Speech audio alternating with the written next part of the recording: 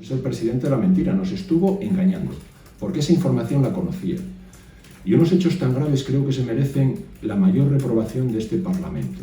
Nosotros no tenemos ahora la fuerza parlamentaria para plantear una medida de estas características, tenemos 2 diputados, sabemos que en las encuestas estamos creciendo. Ayer mismo el propio presidente Barbón decía que si se trasladaran los resultados a Asturias tendríamos entre 6 y 7 diputados. Si este grupo parlamentario tuviera 7 diputados presentaría una moción de censura.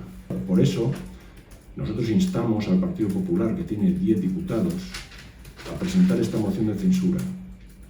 Tenemos que asumir los riesgos de perderla.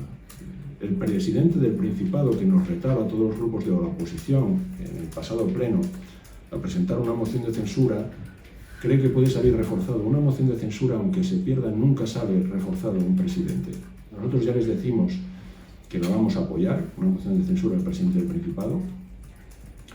La única condición que vamos a poner es que busquemos un candidato de consenso. Creemos que hay gente válida en Asturias, mucho más que el presidente del Principado de Asturias, para poder liderar el cambio que necesita Asturias. No tenemos miedo a las críticas de la izquierda, o sea, el Vox estamos acostumbrados. Creemos que el futuro político de España, en lugares como Castilla y León, en lugares incluso como España a nivel nacional, parte de un consenso, de un acuerdo entre el Partido Popular y Vox. El presidente Barbón, si se presenta una moción de censura, debería dimitir. Ha demostrado muy poco en estos 2 años y medio de legislatura.